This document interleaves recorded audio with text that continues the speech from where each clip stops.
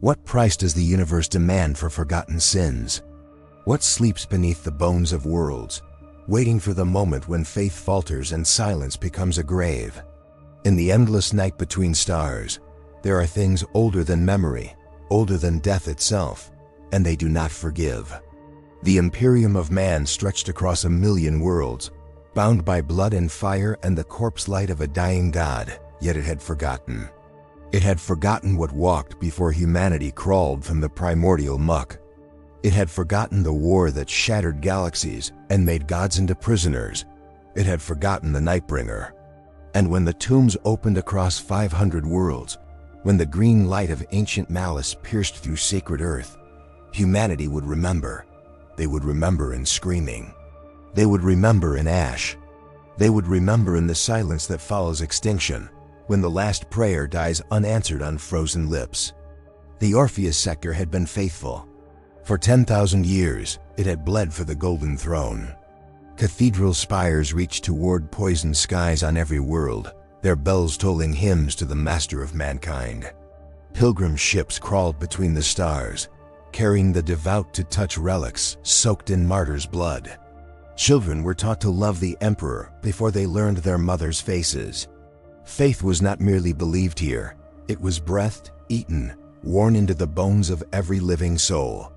Cardinal Boreas stood upon the steps of the sanctuary Primaris on Amara, the jewel of the sector, watching the evening processional wind through streets paved with the names of saints.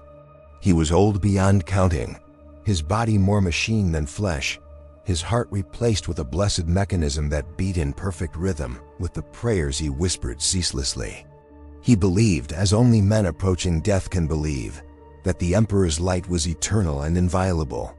He did not see the shadows gathering beneath the ancient soil. He did not feel the tremor that ran through bedrock that had not stirred in 60 million years. Deep below Amara, deeper than the mines that had been forbidden since the colony's founding, something stirred.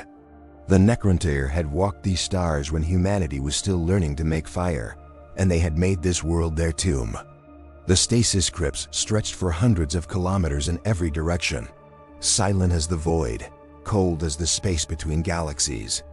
Within crystalline sarcophagi lay warriors of living metal, their consciousness fragmented across quantum matrices, dreaming dreams of murder that spanned epochs. But at the heart of this necropolis, in a chamber whose walls were carved with warnings in languages that predated the birth of soul, there rested something far worse than soldiers. The shard of a god lay entombed there, a fragment of the entity that had taught mortality the meaning of fear, that had implanted the terror of death into the genetic memory of every sentient species in the galaxy. The Nightbringer had been broken, scattered, imprisoned in living metal prisons by its Necron masters, but a shard was still a god. And this god was waking. The first sign came as nightmares. Across the sector, in the span of a single night, 7 billion people dreamed the same dream. They saw darkness with weight, with hunger. They saw silver hands reaching through soil. They saw a scythe that cut not flesh but souls, severing the thread between body and spirit with terrible loving precision. Children woke screaming words in languages no human throat should shape. The elderly simply died in their sleep, their hearts stopping as one, their faces frozen in expressions of absolute terror. The ecclesiarchy called for prayer. The Inquisition called for investigation. The Imperial Guard called for calm. But beneath the surface of 500 worlds, tomb complexes hummed with awakening power. The Necron dynasties were rising, and at their helm, drawing them from slumber like a conductor summoning an orchestra of annihilation, the Nightbringer's shard opened eyes that burned with the cold fire of entropy itself. Amara fell first, not with the roar of battle, but with the whisper of inevitability. The ground split along the processional road where Cardinal Boreas had stood, and from that wound in reality, they emerged. The Necron warriors moved without sound, their skeletal forms gleaming with a light that seemed to drink the surrounding illumination rather than reflect it. Gauss flares discharged in terrible silence, and where their beams touched human flesh, there was nothing, not ash, not vapor, simply nothing. Men and women ceased to exist with each flash of sickly green light. The cardinal tried to run, his mechanical heart racing beyond its tolerances, his augmetic legs carrying him toward the cathedral with desperate speed. He heard the screaming behind him, the wet sounds of matter being unmade, and he prayed harder than he had ever prayed before. The emperor did not answer. The cathedral doors loomed before him, salvation in marble and gold, but as he reached for them, the temperature dropped. His breath became visible, then solid, freezing in his throat. And behind him, rising from the broken street, came something vast and terrible. The Nightbringer did not speak. It had no need for words. Its form was living metal shaped by nightmare, a skeletal titan wrapped in shadows that moved with independent hunger.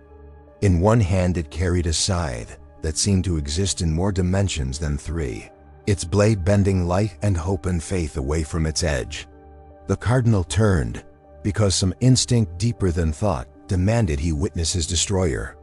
He looked upon the face of death incarnate, and in that moment he understood.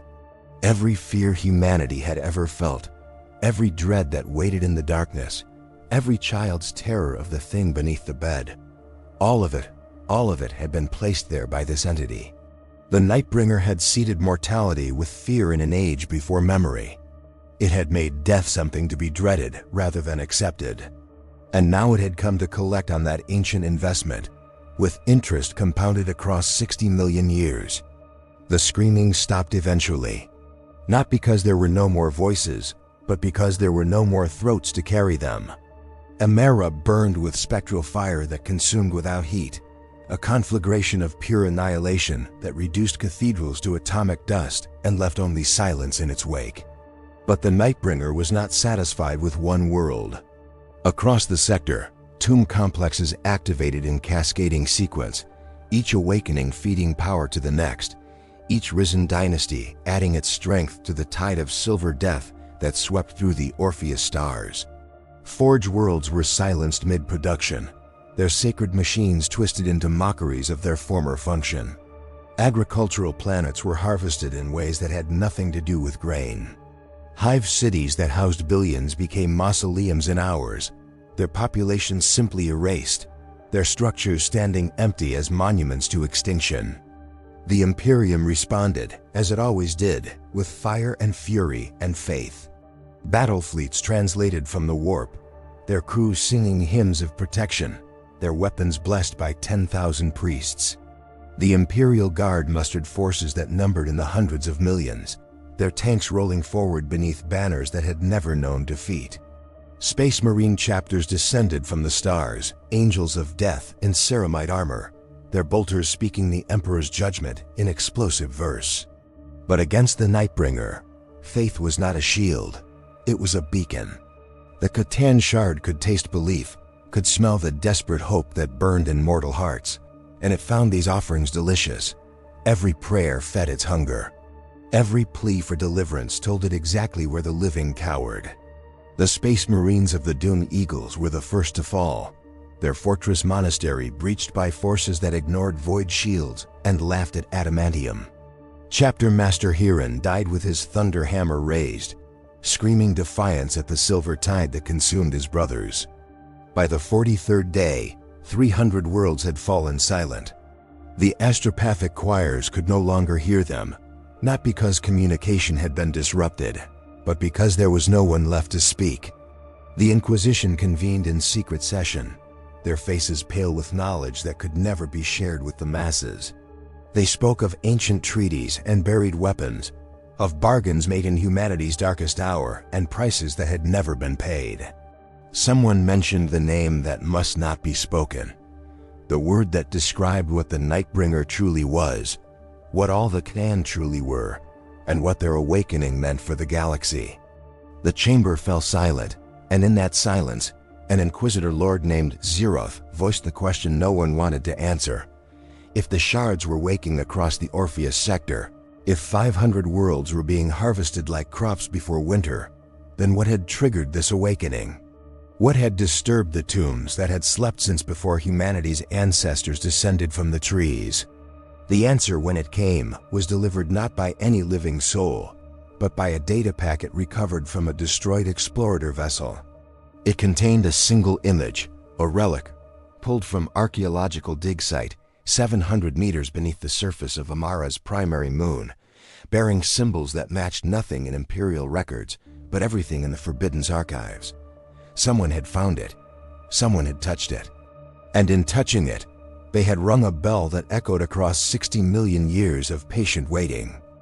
The explorer vessel Luminous Benediction had been lost with all hands 3 standard months before the first tune stirred. Its crew of 400 souls had vanished without distress signal, without final transmission, without the customary death hymn that every Imperial vessel broadcast when destruction became inevitable. The Mechanicus had listed them as missing, presumed consumed by warp anomaly, and the matter had been forgotten beneath the endless avalanche of bureaucratic notation that characterized Imperial record-keeping. But the data packet recovered from the vessel's fragment told a different story. Magos explorer Viridian Krell had found something on the dead moon of Amara, something buried in tunnels that predated the moon's formation, something that should not have existed in a universe governed by rational law. The pic captures showed walls inscribed with equations that made the Inquisitor's eyes bleed when they stared too long. They showed artifacts of living metal that moved when observed and stilled when ignored. And at the heart of that impossible excavation, they showed a door. Not a door of stone or metal, but a door of compressed reality, sealed with symbols that burned themselves into the memory of anyone who viewed them. Sergeant Marius Thane had served the Emperor for 37 years. He had killed orcs on Armageddon, purged heretics in the Maelstrom Zone, and held the line against tyrannid swarms that blackened entire horizons. He had watched brothers die in ways that haunted his sleep, and he had kept fighting because that was what the Emperor demanded. But nothing in his decades of service had prepared him for Kalos Prime. The Necrons moved to the hab blocks with mechanical precision, their weapons erasing his squad one soldier at a time. Lost fire splashed harmlessly against their metal forms. Grenades detonated without effect. Even the blessed Meltigan carried by Brother Virus did nothing more than slow their advance by seconds. Thane crouched behind a fallen statue of Saint Drusilla, listening to the screams fade into silence, watching the green glow intensify as death approached. He prayed, not for victory, but for meaning. If he was going to die here, he needed to believe it mattered. The statue's marble eyes stared down at him with serene indifference, and Thane wondered, for the first time in his faithful life, if the Emperor could hear anything at all. Father Cornelius Vex had administered last rites to 17,000 souls in the past week. His voice had gone hoarse, then silent, then hoarse again as he forced himself to continue speaking the words of passage over the dying and the dead. The refugee ships fleeing the fallen worlds had brought survivors by the millions to Thessaly Station, the largest orbital platform in the sector, and every one of them carried stories of horror that defied description. Cornelius moved through the medical bays with sacred oils and blessed water, touching foreheads still warm with fading life, speaking the litany of peaceful transition to men and women whose eyes held nothing but vacancy. A child clutched his robes and asked him why the Emperor had allowed this. Why had the Silver Men come? Why had her mother vanished in green light? Why did her prayers bring no comfort? Cornelius opened his mouth to speak the words of faith, the reassurances he had offered 10,000 times before, but they would not come. He knelt beside the child and wept instead, because in that moment he had no answers. Only doubt creeping through his soul like frost through dying flesh. In the stratagem of the battleship Divine Retribution, Lord Admiral Cassandra Vorn stared at the tactical hololiths and saw only endings. The Imperial Navy had committed 9 fleet groups to the defense of the Orpheus sector, over 2,000 vessels bearing enough firepower to crack moons and sterilize continents. Against a conventional enemy, this force would have been overwhelming. Against the Necrons, it was proving barely adequate to slow their advance. The Xenos possessed technologies that defied comprehension, weapons that phased through void shields, teleportation systems that moved entire tomb complexes across star systems, and most terrifyingly, the ability to repair themselves. Ships that had been reduced to molten debris reformed within hours, their crews of metal skeletons returning to their stations as though death was merely an inconvenience. Vorn's tactical advisors spoke of strategic withdrawal, of establishing defensive perimeters, of buying time for the greater Imperium to respond. But Vorn knew what they were truly suggesting. Abandon the sector. Sacrifice 500 worlds and their billions of inhabitants to preserve fleet assets. She thought of her homeworld, the Sara, third from the sun in a system that had already fallen silent. Her family had lived there. Her children had been born there. And now it was nothing but empty streets and silver shadows. Inquisitor Lord Zeroth descended into the archives of the Ordo Xenos with a heart heavy with premonition. The data packet from the luminous benediction had contained coordinates, not just for the excavation site, but for something else. A reference number, a file designation, a trail of parchment and data crystal that led back through centuries of classified documentation to a single authorization. Someone in the Inquisition had known about the tomb complex beneath Amara's moon. Someone had ordered the excavation. Someone had deliberately sent Magos Krell and his crew to find what slept in that terrible place, knowing full well what might awaken. The archive servitors brought him scroll after scroll, each one marked with seals of increasing security classification. Zeroth read by candlelight, the flames flickering in the recycled air of the underground vault, and with each page he turned, the horror grew. This was not accident. This was not coincidence. The awakening of the Nightbringer had been orchestrated by human hands, and those hands had worn the rosette of the Inquisition itself. On the surface of Kalos Prime, in the shattered ruins of a cathedral that had stood for 8,000 years, Sergeant Thane found himself inexplicably alive.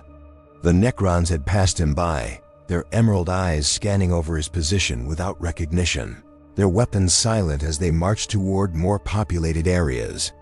He did not understand why he had been spared, but he did not question it. Instead, he moved through the destruction with careful steps, searching for survivors, searching for purpose.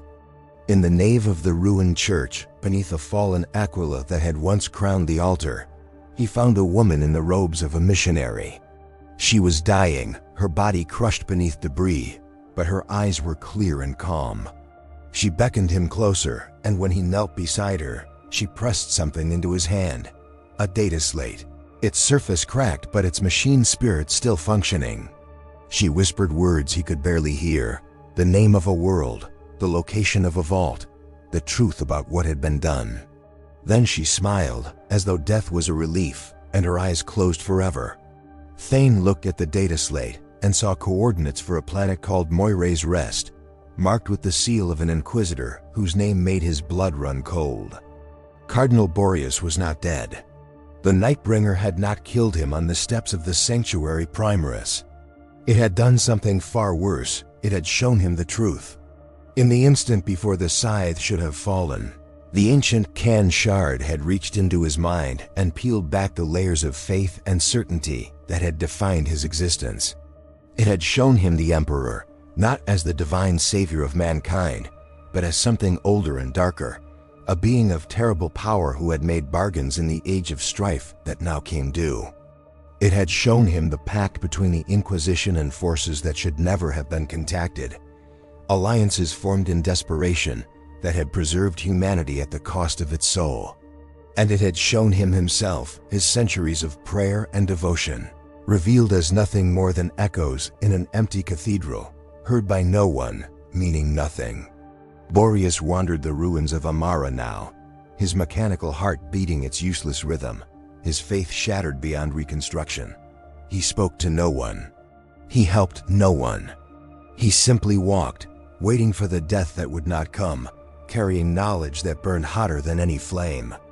Lord Admiral Vorn made her decision in the silence of her private quarters, with only the hum of the ship's reactors for company. She would not retreat. She would not sacrifice the billions who remained in the sector to preserve her fleet.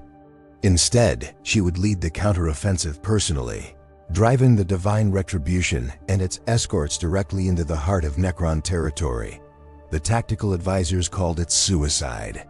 The fleet chaplains called it martyrdom. Vorn called it duty. She recorded her final orders, distributed them to her captains, and watched through the viewing port as her fleet began its death march toward the tomb world that served as the Nightbringer's seat of power.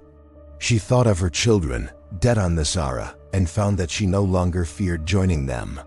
The Emperor might or might not exist as the scriptures described, but the people of the Orpheus sector existed. They were real. They were dying.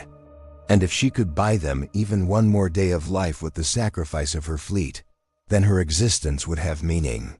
The warp drives engaged, and the divine retribution plunged toward its destiny, carrying 300,000 souls who had chosen honor over survival. Inquisitor Lord Zeroth found the final file at the bottom of the archive, sealed with 7 locks of purity and warded with hexagrammic protections that burned his fingers as he broke them. The document within was 300 years old, signed by an Inquisitor Lord whose name had been stricken from all official records. It authorized the exploration of Necron tomb complexes throughout the Orpheus sector, specifically targeting sites that contained Can shards. The purpose was not study. The purpose was not containment. The purpose was activation. 3 centuries ago, a faction within the Inquisition had concluded that the only way to defeat chaos, the only way to stem the tide of damnation that threatened to consume the galaxy, was to awaken something older and more terrible. They had reasoned that the Necrons and their star god masters had no souls for the ruinous powers to corrupt, that they represented a force of pure annihilation that could be directed against the enemies of mankind. They had been wrong. They had been so catastrophically wrong that their error now consumed worlds by the hundreds. And as Zeroth read the names of those who had authorized this madness, he found signatures he recognized. Inquisitors who still lived. Inquisitors who still served. Inquisitors who had known all along what was coming and had done nothing to prevent it. The message reached Thessaly Station at midnight, local time, when the weary and the wounded had finally found what little sleep their nightmares would allow. It came from the fallen world of Amara, transmitted through channels that should have been dead, broadcast on frequencies that only the Inquisition could access. The voice was human, but barely Cardinal Boreas, his words slurred by damage and despair, speaking truths that should never have been spoken aloud. He named names, he revealed coordinates. He described the pact and its architects, the fools who had believed they could control entropy itself, the traitors who had traded 500 worlds for a weapon they could never wield. Father Cornelius listened in the medical bay, surrounded by the dying, and felt something fundamental shift within his soul. The child who had asked him why the Emperor allowed suffering looked up at him with knowing eyes, as though she had always understood what he was only now learning. The Imperium was not falling to an external enemy.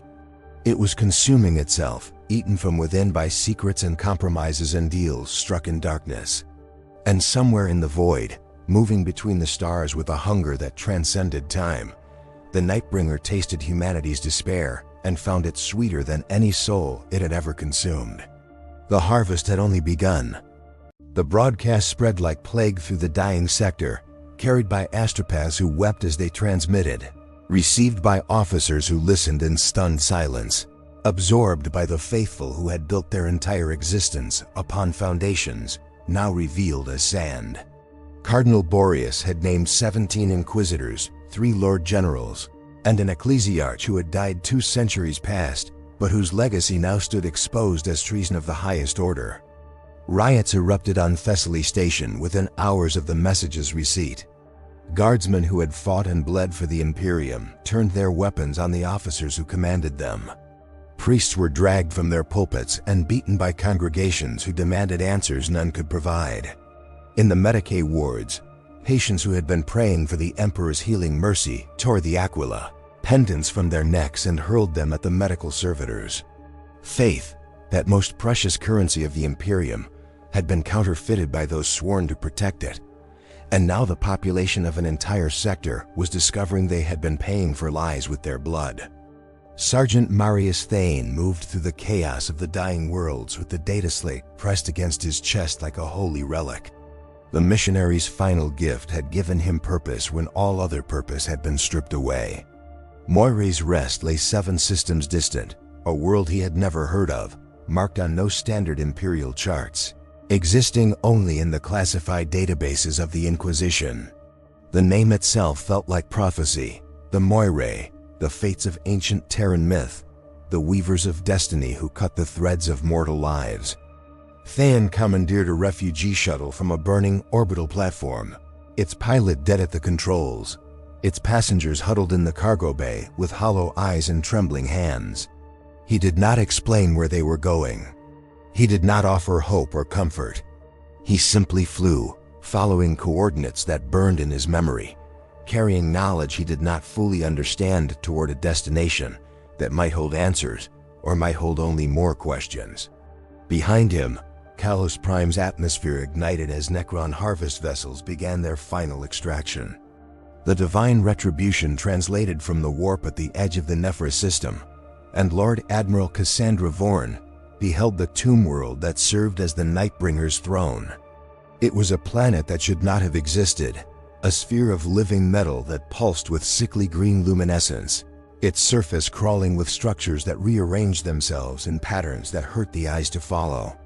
Ships of Necron design orbited in formations that defied tactical logic, their weapons already tracking the Imperial fleet, their silence more threatening than any war cry. Vorn gave the order to engage, and the void filled with fire. Lance batteries discharged in cascading volleys, macro cannon shells streaked toward their targets, and fighter wings launched from carrier bays with prayers on their lips. For 17 minutes it almost felt like a battle. Then the Necrons responded, and Vorn watched 3 cruisers simply cease to exist, unmade by weapons that did not fire projectiles or beams, but simply deleted matter from reality. Father Cornelius Vex knelt in the ruins of the station's chapel, surrounded by shattered stained glass and overturned pews. The rioters had come and gone, leaving destruction in their wake, but Cornelius remained. He had nowhere else to be, nothing else to believe in, no other identity than the faith that now lay broken around him. He picked up a shard of glass that had once depicted the Emperor's ascension, its painted surface showing only a fragment of the divine form, one eye, staring with eternal judgment, surrounded by golden light. Cornelius gazed into that painted eye and asked the question he had never dared voice. Were you ever listening? The silence that answered was the same silence that had always answered, but now he heard it differently. Now he heard it as absence rather than mystery. And yet, even as his faith crumbled, something else stirred in its place. Not belief in the Emperor as God, but belief in humanity itself, in the soldiers dying to protect worlds that could not be saved, in the mothers shielding children from horrors beyond comprehension, in the small acts of courage that continued even as the galaxy burned. The psychic shockwave hit every astropath in the sector simultaneously, a wave of pure terror that stopped hearts and burst blood vessels in those too weak to withstand its force. The survivors spoke of visions, fragmented images of impossible antiquity, of a war fought before stars were born, of entities so vast that galaxies served as their battlefields. They saw the Nightbringer as it had been before its shattering, a being of living darkness that had drunk the death essence of entire civilizations, that had waged war against its creators and been broken for its rebellion. They saw the moment of its imprisonment, the Necrons binding their god into shards and distributing those fragments across the galaxy as trophies and weapons. And they saw what the Nightbringer wanted, not conquest, not territory, not the simple annihilation the Necrons sought, but something far more terrible. It wanted to be whole again.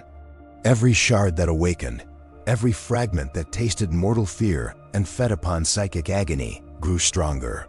And somewhere in the void between realities, the shattered pieces of a god were calling to each other, drawn together by a hunger that transcended death itself. Inquisitor Lord Zeroth moved through the corridors of the inquisitorial fortress with a cadre of trusted stormtroopers at his back. The names Cardinal Boreas had broadcast included 3 Inquisitors currently stationed aboard Thessaly Station, and Zeroth intended to find them before they could escape or destroy the evidence of their crimes. He found the first in his quarters, dead by his own hand, a bolt pistol still clutched in fingers that had signed authorization for genocide. The second was in the communications array, attempting to transmit a warning to her co-conspirators. She died with Zeroth's blade in her throat, her final words a curse upon those who dared judge her. The third was in the refugee sector, moving among the survivors with a medic's kit and a gentle smile, administering mercy killings to those too wounded to save.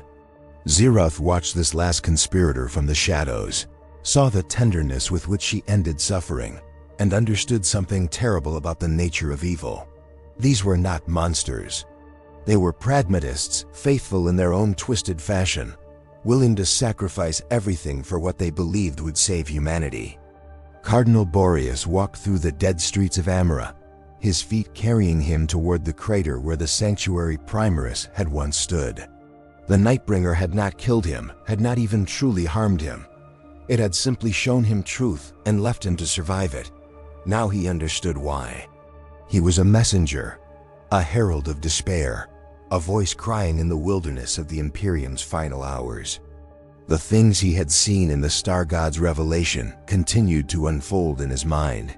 The Emperor's bargains with powers beyond comprehension, the true cost of the Astronomicon, the lies upon which 10,000 years of faith had been constructed. Boreas had been a man of certainty, and now he was a man of nothing at all. But as he walked through the ashes of his world, he felt something new taking root in the hollow space where his faith had been. Not hope, not despair, but a cold and terrible clarity. The Imperium was doomed. It had been doomed since its inception, and yet its people deserved to know the truth before they died. The divine retribution was dying. Lord Admiral Vorn stood on a bridge thick with smoke and screaming, watching her tactical displays flicker with the death reports of ships she had commanded for decades.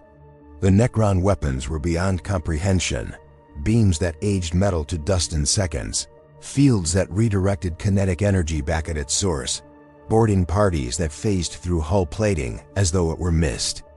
Vorn's flagship had been hit 17 times, its spine broken, its warp drives critically damaged, its crew dying by the thousands. And yet she did not retreat.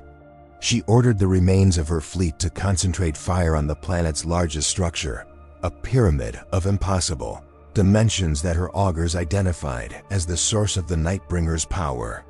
If she could damage that structure, if she could delay the Star God's awakening by even a single hour, then perhaps reinforcements might arrive. Perhaps the sector might be saved. The bombardment began, and for one glorious moment, Vorn saw the pyramid's shields flicker. Then the Nightbringer itself rose from the planet's surface, ascending through the void without need for vessel or suit, and Vorn understood that she had been fighting a battle already lost before it began. Sergeant Thane's stolen shuttle translated from the warp above Moiray's rest, and he beheld a world that time had forgotten. No orbital defenses challenged his approach. No Vox hails demanded identification. The planet below was green and living, its continents covered with forests older than the Imperium itself, its oceans pristine and untouched. This was not a world of the Imperium. It predated humanity's expansion into the stars, its biosphere somehow preserved across millions of years, a garden in the midst of galactic war.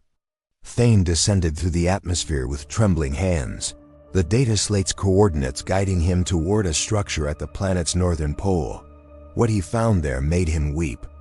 A vault of Necron design, but not Necron in origin, a prison built to contain something that even the star gods feared. The door stood open, its seals shattered from within. Whatever had been imprisoned here was now free, and the symbols carved into the vault's interior told a story that would haunt Thane until his dying breath. The Nightbringer was not the oldest evil in this sector. It was merely the one that had been awakened first. The astropaths across the sector felt it at the same moment, a second presence, rising from the depths of a world no one had thought to watch. Moirai's Rest was not a garden but a trap, not a prison but a nursery. And what emerged from its ancient vault made the Nightbringer seem almost merciful by comparison. The Khan shard that rose from that forgotten world was not death but time itself, the Deceiver's fragment, the architect of lies, the god who had taught the Nightbringer how to kill and then betrayed it to the Necron's binding. These two shards had been enemies since before the galaxy cooled, and now they were both awake, both hungry, both reaching for the same prey. The people of the Orpheus sector were no longer caught between the Imperium and its enemies. They were caught between gods, ancient and terrible and utterly beyond human comprehension. And as Sergeant Thane watched the second shard ascend from its prison, trailing reality fractures in its wake, he realized that everything the sector had suffered so far had been merely prelude. The true war was only now beginning, and humanity was nothing more than ammunition in a conflict that would consume stars themselves. Two gods now walked among the stars of the Orpheus sector, and reality itself bent beneath their terrible weight. The Deceiver's shard rose from Moirai's Rest like a second sun, its form shifting between shapes that the human mind could not retain. Now a figure of terrible beauty, now a writhing mass of impossible angles, now a perfect mirror reflecting the fears of anyone who gazed upon it. Where the Nightbringer brought death, the Deceiver brought something worse: understanding.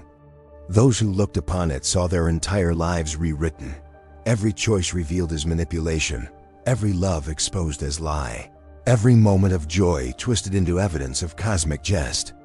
Refugees on fleeing vessels turned their weapons on each other as the Deceiver's influence touched their minds, convinced that their companions were enemies wearing familiar faces. Astropaths across the sector began laughing instead of screaming, their minds finally breaking under revelations too vast for mortal consciousness. The galaxy was watching, and the galaxy was laughing, and the joke was humanity itself. Sergeant Marius Thane fled Moirai's Rest with the desperation of a man who had glimpsed his own insignificance in the machinery of fate. His stolen shuttle burned through atmosphere layers that crackled with strange energies, its ancient machine spirit whimpering prayers through the Vox speakers in a language no living human should understand. Behind him, the Deceiver's shard ascended with terrible leisure, unconcerned with one fleeing insect when an entire sector waited to be devoured. Thane pushed the engines beyond their tolerances, feeling the hull groan with stress, watching temperature gauges climb toward critical levels. The refugees in the cargo bay had stopped screaming. They sat in silence now, their eyes empty, their minds brushed by the passing attention of a god that had found them unworthy of direct torment. One woman hummed a lullaby to a child that was not there, had never been there, existed only in memories the Deceiver had implanted to demonstrate its power over perception. Thane did not look back. He could not afford to look back. The truth waited somewhere ahead, if truth still existed. The divine retribution drifted in 3 pieces through the void above the Nightbringer's throne world, its grand hull reduced to cooling wreckage that would orbit this nightmare planet for eternity. Lord Admiral Cassandra Vorn floated in the command section, her environment suit breached in 7 places, her blood crystallizing in the vacuum as it leaked from wounds too numerous to count. She was dying, had been dying for 17 minutes by her suit's reckoning, but she refused to close her eyes. Through the shattered viewports, she watched the Nightbringer descend back toward its pyramid, satisfied that the Imperial fleet posed no further threat. 47 ships had engaged.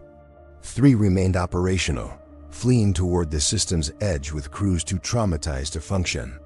Vorn had thrown everything she had against a god, and the god had barely noticed. With her final breaths, she activated her command beacon, broadcasting the tactical data her augurs had gathered: weapon frequencies, shield harmonics, structural weaknesses in the pyramid that even now regenerated from the bombardment. Perhaps someone would receive it. Perhaps someone would find a way to use it. Perhaps her death would mean something after all. Inquisitor Lord Zeroth stood in the conspiracy's final chamber, surrounded by evidence that would have toppled dynasties in better times.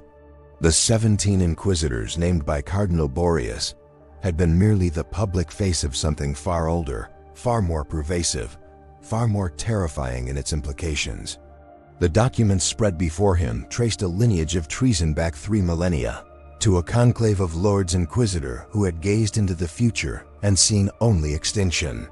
The Necrons would wake, they had prophesied. The Tyranids would consume. Chaos would corrupt. And humanity would fall, broken beneath the weight of enemies too numerous to defeat. Their solution had been monstrous in its logic.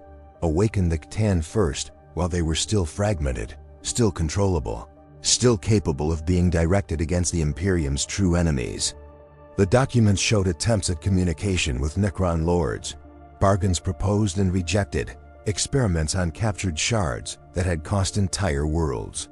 3,000 years of failure, each setback spawning new plans, new sacrifices, new betrayals of everything the Inquisition was sworn to protect.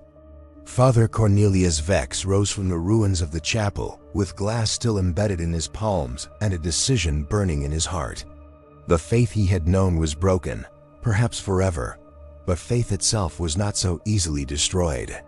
He thought of the soldiers dying on distant worlds, the mothers shielding children from green death, the ordinary people who continued to pray, even as evidence of their prayers' futility accumulated around them.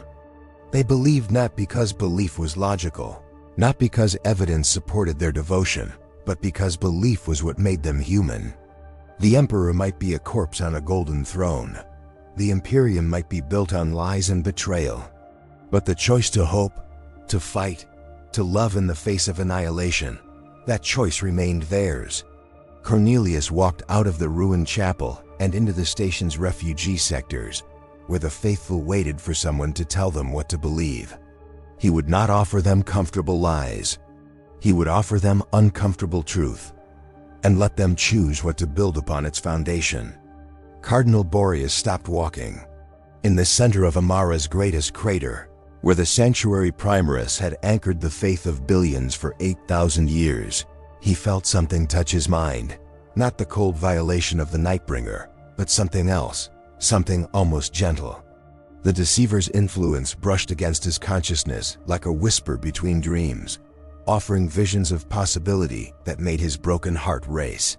He saw the 2 shards, ancient enemies, circling each other across the void, their hatred older than the planets that now served as their battlefields. He saw the weakness in each, the Nightbringer's blind hunger, the Deceiver's need to be believed. And he saw the opportunity that existed in their conflict, the narrow space between gods where something unexpected might grow. Boreas had been a man of faith, then a man of nothing, but now he understood what he had become, a variable, an uncertainty, a factor that neither god had anticipated. The question was whether he possessed the courage to act upon that understanding. The 2 C'tan shards met above the ruins of Kalos Prime, and for one terrible moment, the war paused to witness their reunion. They had been brothers once, in whatever fashion gods could be siblings, united in their dominion over a galaxy they had helped to shape. Now they faced each other as enemies, their forms blazing with energies that stripped the atmosphere from worlds and ignited the void itself.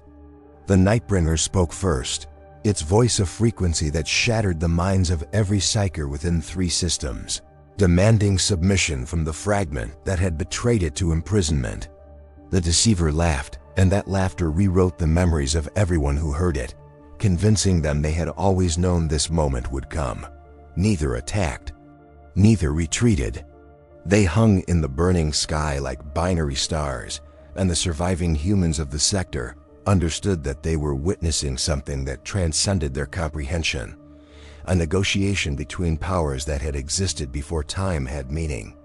Private Sira Kell huddled in a collapsed bunker on Thessaly Station's outer ring, holding the hand of a dying man she had never met before this day. He was guard like her, same regiment, different company, thrown together by the chaos of evacuation and the random cruelty of structural failure. His legs were crushed beneath debris that no human strength could move, and his eyes held the glassy awareness of someone who knew exactly how much time remained to them. Sira had found him by following his screaming, had crawled through collapsed corridors thick with smoke and sparking cables, had reached him only to discover there was nothing she could do but stay, so she stayed. She held his hand and spoke of meaningless things, the taste of recaf on cold mornings, the sound of rain on barrack roofs, the smell of sacred incense during Emperor's Day celebrations. He listened, and slowly his breathing calmed. And when the end came, it came gently. Sira closed his eyes and whispered the words of passage she had learned as a child, and for one moment, she felt as though someone was listening.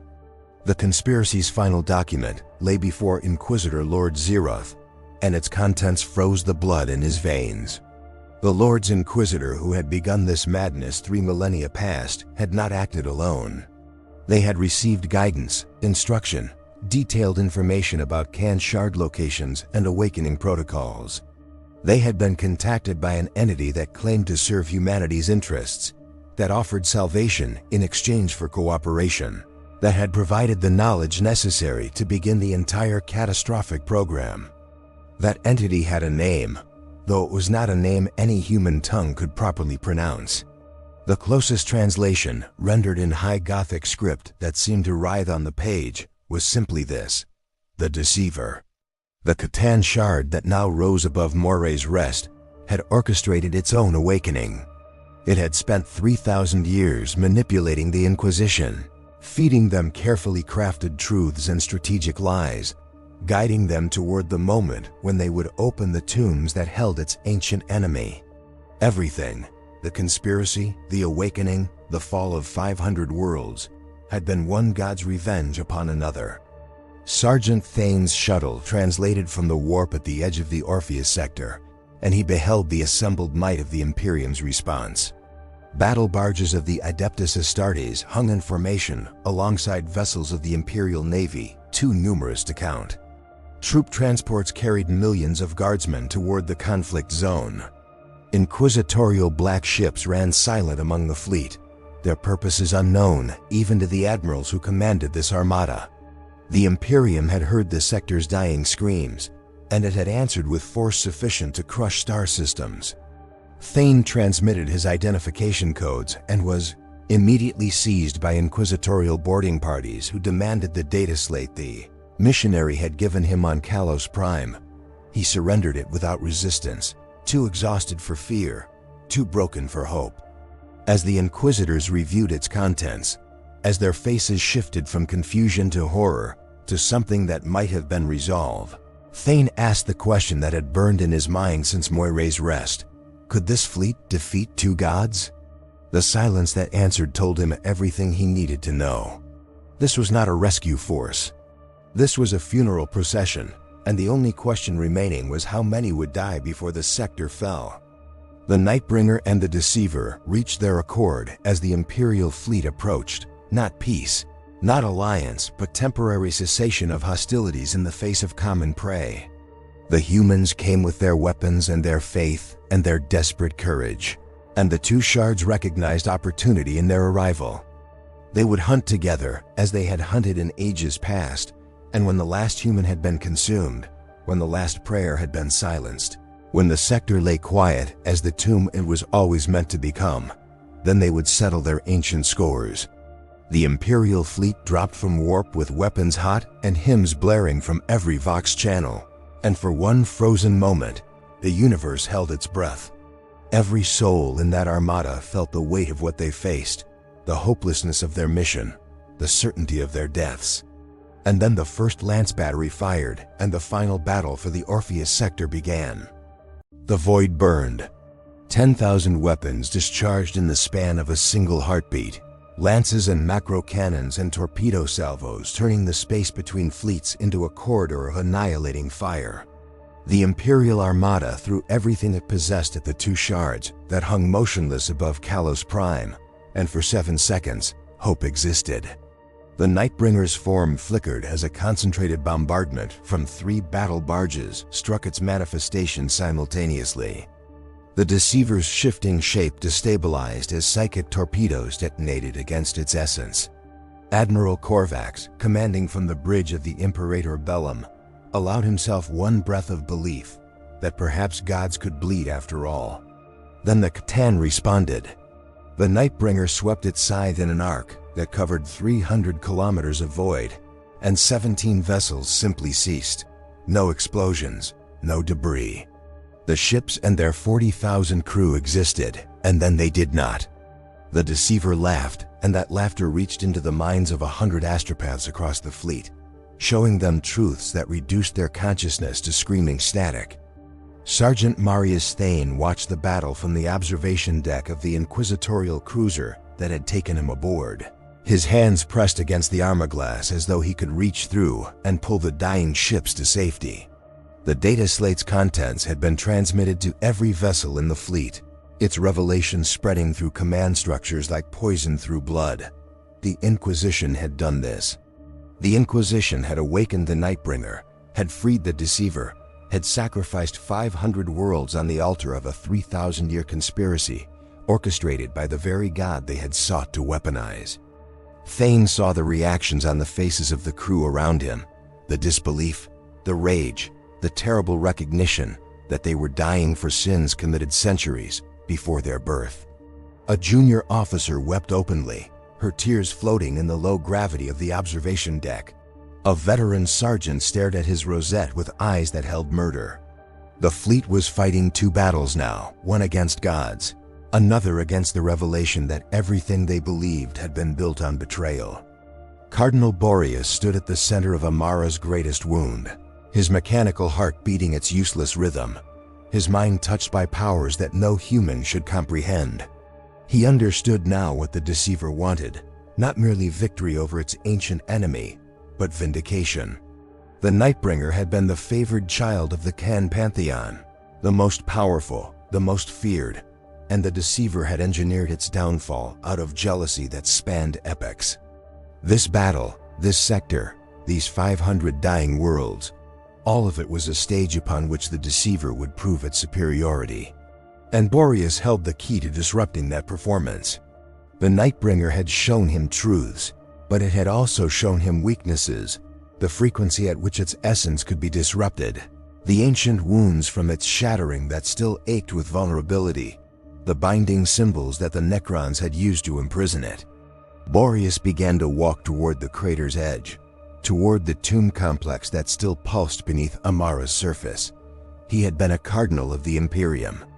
Now he would become something else entirely.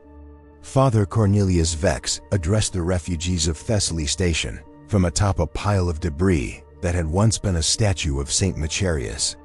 His voice carried through the Vox system to every sector of the station, reaching millions of souls who huddled in darkness waiting for salvation or annihilation. He did not offer them comfortable lies. He told them the truth, that the Inquisition had betrayed them, that the gods of ancient Xenos now warred above their heads, that the fleet fighting to save them was already dying. He told them that the Emperor might be nothing more than a corpse sustained by sacrifice, that their prayers might reach no divine ear, that faith itself might be humanity's grandest delusion. And then he told them something else. He told them that none of that mattered. The choice to hope, to love, to protect each other in the face of extinction, that choice was theirs alone, and no god, living or dead, could take it from them. The refugees listened, and in the silence that followed, something remarkable happened. They began to sing, not hymns to the Emperor, but older songs, lullabies from forgotten homeworlds, work chants from manufactorums now silent, love ballads passed down through generations. They sang humanity itself into the darkness. Private Sierra Kell had found 17 survivors in the collapsed sections of the station's outer ring, pulling them from rubble with bleeding hands and a determination that surprised even herself. She was not a hero. She had never been brave. On Cadia, where she had been born before its fall, she had hidden during the final battles while others died protecting her. That shame had followed her across the stars, a weight she carried in the hollow of her chest, a debt she believed could never be repaid. Now she understood that heroism was not the absence of fear, but the refusal to let fear make choices. She carried a child through corridors thick with smoke, shielding his eyes from the bodies of those who had not survived. She held the hand of an elderly woman as they navigated collapsed sections where one wrong step meant death. She spoke words of comfort she did not believe, offered hope she did not possess, and in doing so, became something more than her fear had ever allowed.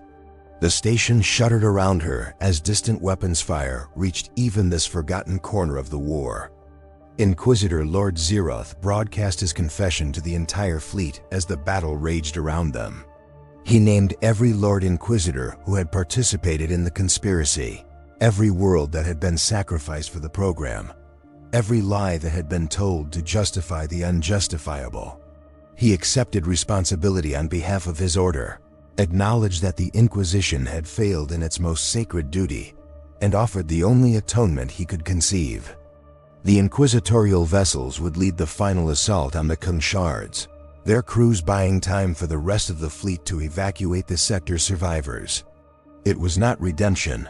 Nothing could redeem 3,000 years of betrayal, but it was acknowledgement. The black ships powered toward the twin gods with weapons blazing and crews praying to an emperor they no longer trusted, but could not bring themselves to abandon. Zeroth watched the tactical displays as his vessels died one by one, their sacrifice measured in seconds of distraction, their deaths purchasing moments for refugee transports to reach the Mandeville points. The Nightbringer grew tired of the insects that swarmed around it.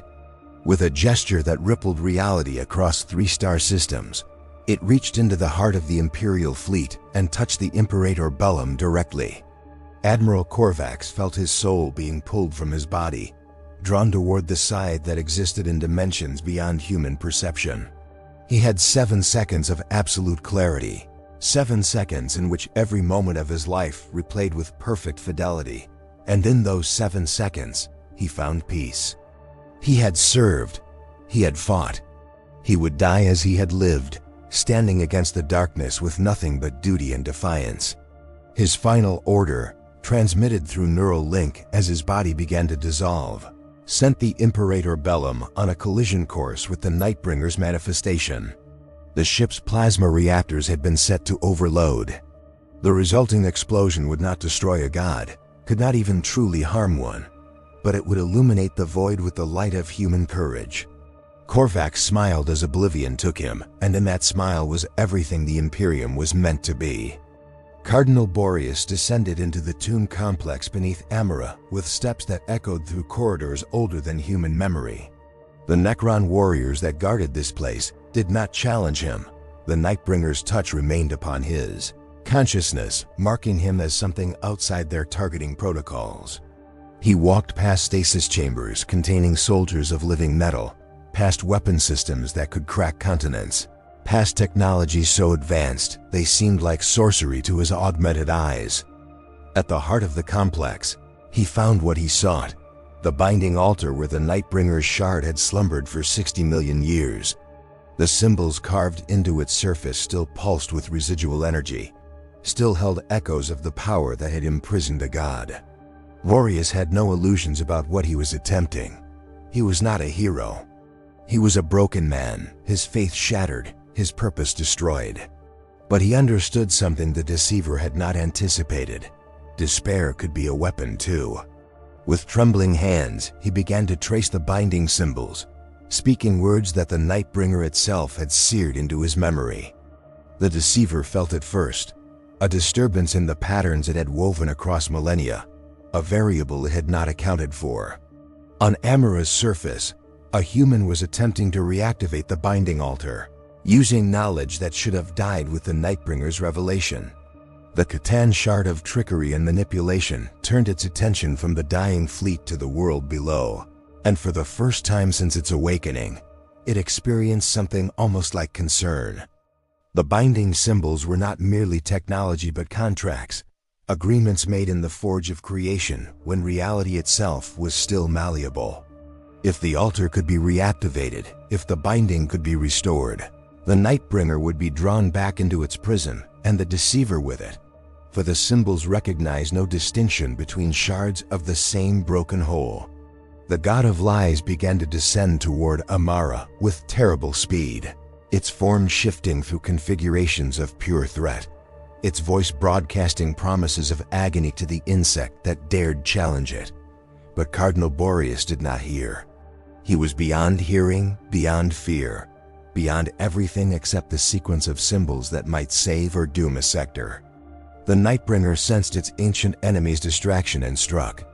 The scythe that had harvested civilizations before humanity crawled from primordial seas, swept through the void, and caught the Deceivers, descending form with force that shattered the laws of physics across 17 dimensions. For one eternal moment, two gods warred above the ruins of Amara, their conflict visible as aurora that burned across every sky in the sector. Reality screamed. Time stuttered. The surviving ships of the Imperial fleet tumbled through space as gravitational constants fluctuated wildly. And below, in the tomb that had held nightmares for epochs beyond counting, Cardinal Boreas completed the final symbol.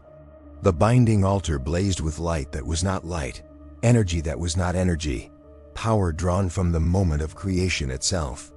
Both shards felt the pull, the irresistible call of the prison that had held them, the chains that had bound them, the contract that transcended mere physics. The Nightbringer howled with rage that killed every psyker within 100 light years.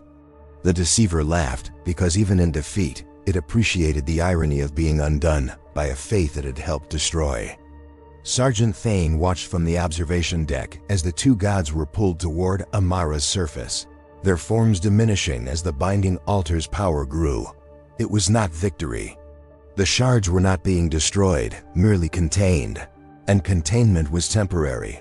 1,000 years, 10,000, perhaps 1,000,000, but nothing that could imprison a god would last forever.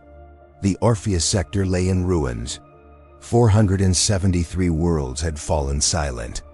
The Imperial fleet that had come to save them was reduced to scattered survivors fleeing toward the Mandeville points with holds full of refugees and hearts full of shattered faith. But they had survived. Some of them, enough of them, would carry the story forward. They would remember what had been sacrificed. They would remember who had betrayed them.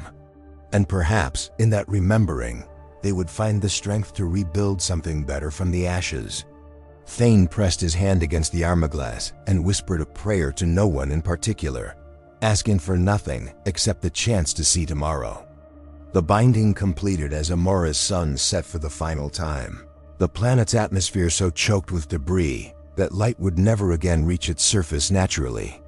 Cardinal Boreas collapsed against the altar, his mechanical heart finally failing, his consciousness fading into whatever awaited those who had served the Emperor, and then learned the truth about that service.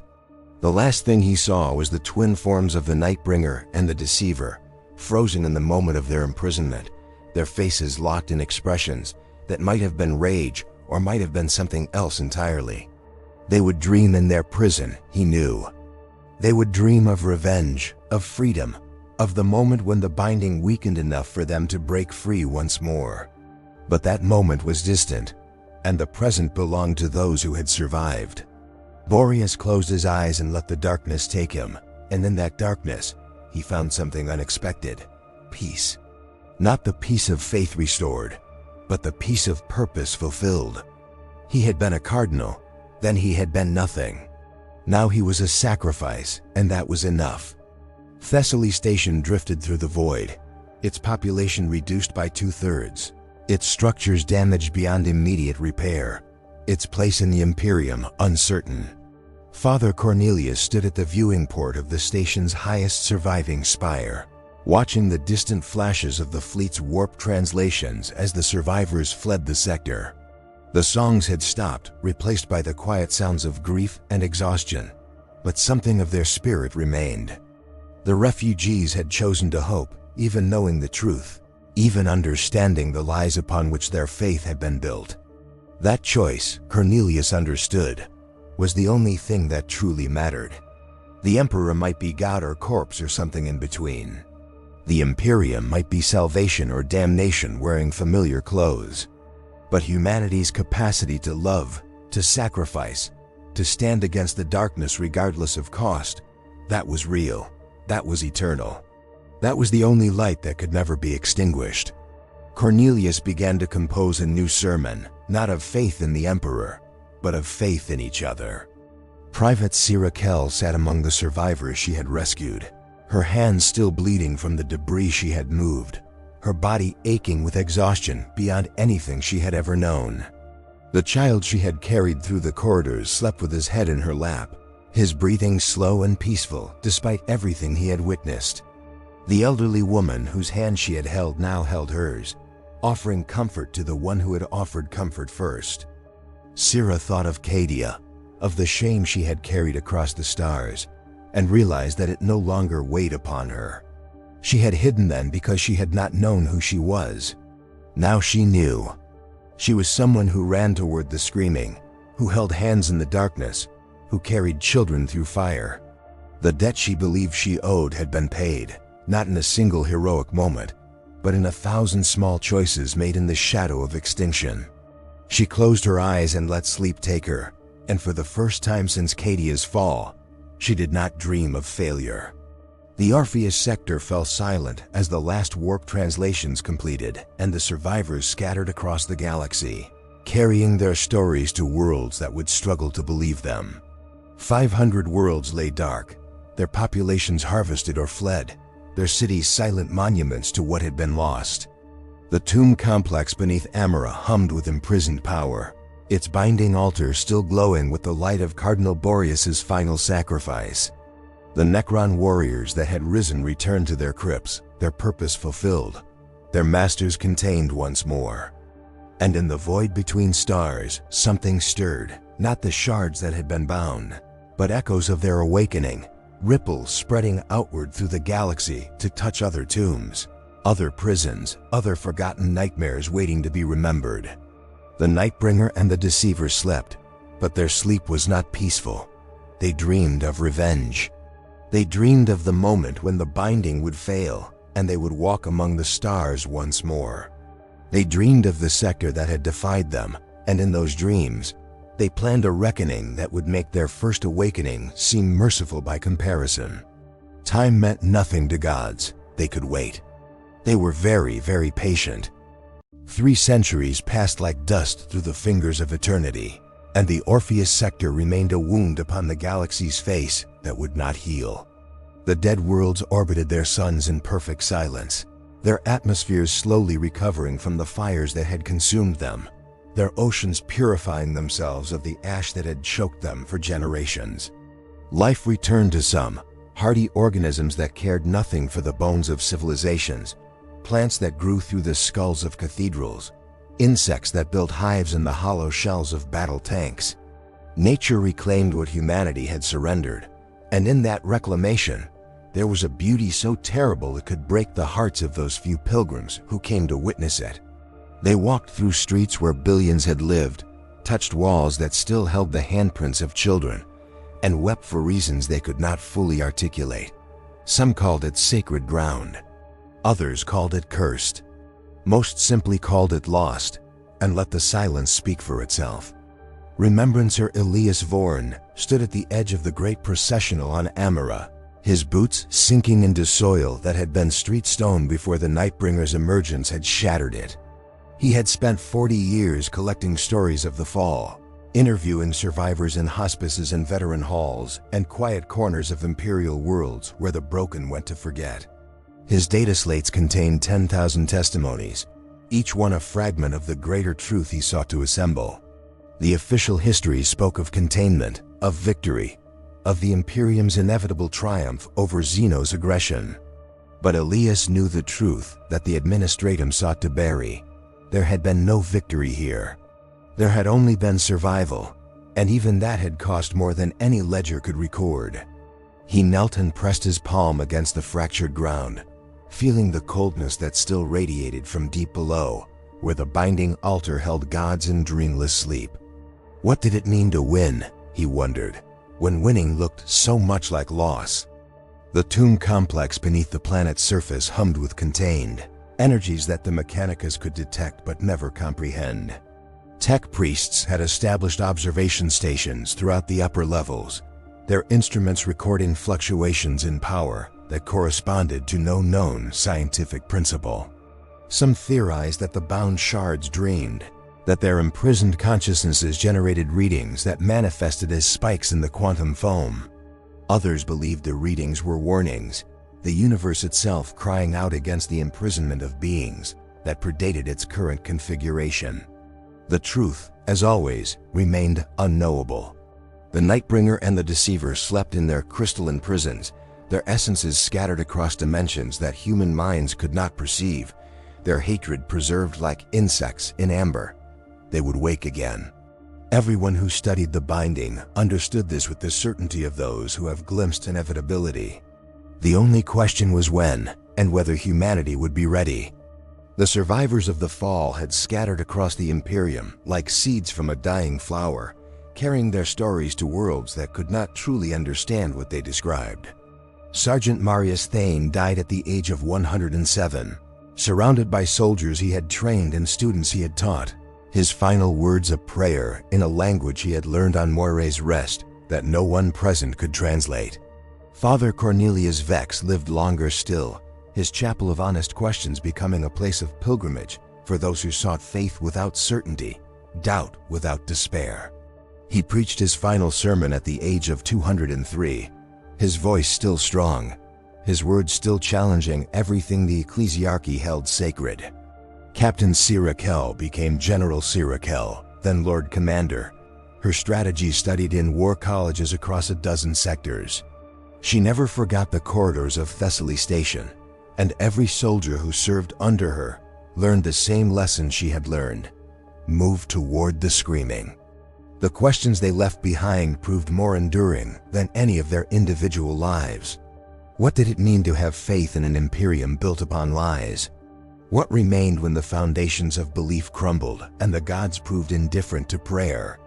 These questions echoed through the centuries, posed by philosophers and heretics and ordinary souls who looked at the stars and wondered if anything looked back. The ecclesiarchy provided its answers. The emperor protects, the emperor provides. The emperor requires only obedience. But those who had survived the fall knew that obedience was not enough. They had seen what came when the faithful followed blindly, when the Inquisition placed certainty above wisdom, when the need to control tomorrow justified the sacrifice of today. They had learned that humanity's survival depended not upon the mercy of gods, but upon the courage of mortals willing to question, to doubt, to choose hope even when hope seemed foolish.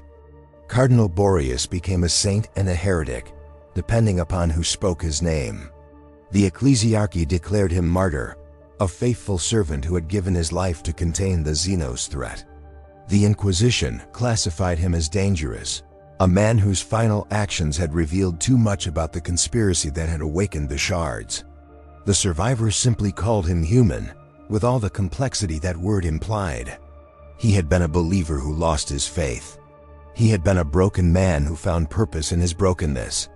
He had been a sacrifice offered not to the emperor, but to the desperate hope that sacrifice might still mean something.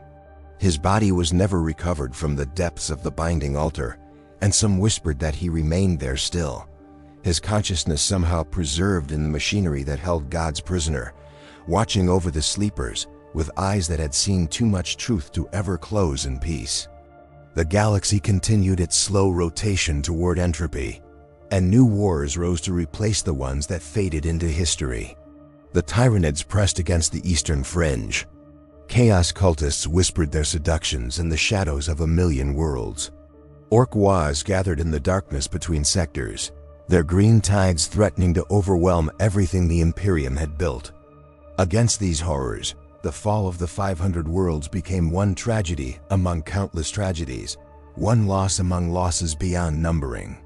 And yet it persisted in memory, in the stories told by veterans to recruits, in the prayers offered by priests who had learned to question their own certainty.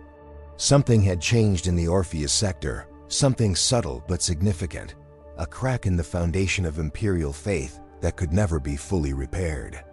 The Imperium had been built upon the assumption that the Emperor's will guided all things. The fall had revealed that some things operated beyond any will, divine or mortal. Remembrancer Elias Vorn completed his chronicle in his 73rd year, knowing it would never be published, knowing the Inquisition would seize every copy and condemn him for writing truths that contradicted official doctrine. He did not care. The story deserved to be told, not for those who would read it in his lifetime, but for those who would discover it centuries hence, when the binding finally weakened and the shards stirred once more. He wrote his final words by candlelight in a room overlooking the dead expanse of Amara's greatest city, his hands steady despite his age, his heart full of the strange peace that comes from accepting futility. The chronicle would survive. Stories always survived, passed from hand to hand, mind to mind, generation to generation, outlasting the empires that sought to suppress them. And in that survival, there was a victory of sorts, the only victory that truly mattered. What remains when gods fall silent and prayers echo through empty cathedrals, unanswered and alone? What is humanity without its illusions, stripped of the comfortable lies that make existence bearable? Perhaps this, the choice to continue, the decision to love what can be lost, to protect what cannot be saved, to hope when hope itself seems like madness. The survivors of the fall had learned this truth in the fires of annihilation, and they carried it forward like embers from a dying hearth, waiting for the moment when those embers might kindle new flames. The Nightbringer would wake, the Deceiver would scheme. New horrors would rise from the darkness between stars, and humanity would face them, not because victory was assured, but because the alternative was to surrender everything that made existence meaningful. In the grim darkness of the far future, there is only war. But within that war, within the hearts of those who fight it, there burns a light no god can harvest. The stars looked down upon the Orpheus sector as they had looked down for billions of years before humanity existed, and would look down for billions more after humanity's final extinction. They cared nothing for the tragedies that unfolded beneath their distant light, nothing for the prayers and the sacrifices and the small acts of courage that meant everything to those who performed them, and nothing to the universe that contained them. And yet those acts persisted, recorded in chronicles that would outlast their authors, preserved in memories that would outlast their bearers, whispered in stories that would outlast the Imperium itself. Remember us, the dead seem to say from their silent worlds. Remember not our deaths but our lives. Remember not our failures but our attempts. Remember that we were here, that we loved and feared and hoped and raged against the dying of every light.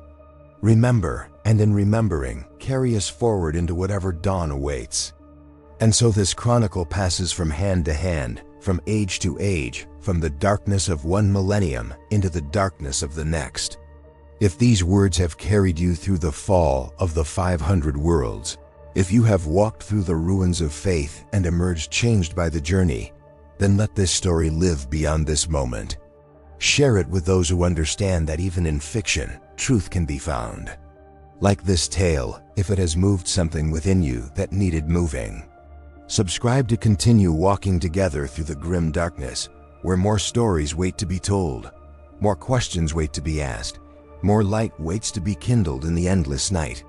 Comment your thoughts, your interpretations, your own answers to the questions that have no answers. For in the sharing, in the connection we build through stories, we become what the Nightbringer could never understand.